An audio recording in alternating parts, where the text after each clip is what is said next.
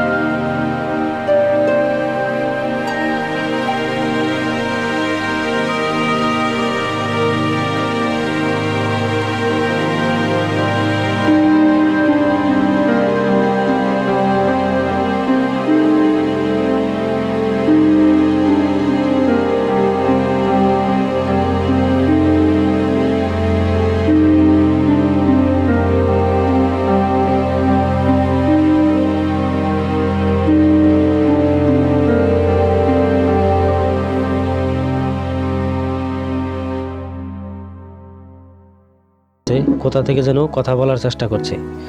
বাকিটা মুভিতে দেখতে পারবেন। এগুলো কেমনে সম্ভব হয়, মুভিটা হিন্দিতে নেটফ্লিক্সে দেখতে পারবেন।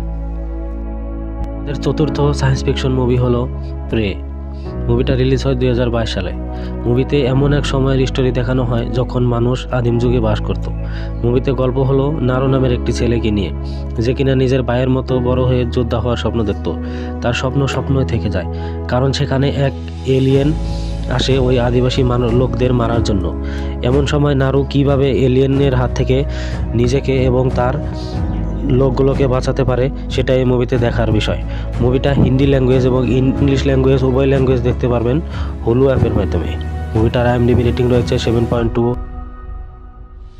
আমাদের লাস্ট সায়েন্স ফিকশন মুভি হলো ম্যান ইন ব্ল্যাক ইন্টারন্যাশনাল। এটা ম্যান ইন ব্ল্যাক 4। এর আগে আরও 3টি পার্ট রয়েছে, আপনারা দেখতে পারেন। মুভিটার IMDb রেটিং রয়েছে 5.6 আউট অফ 10।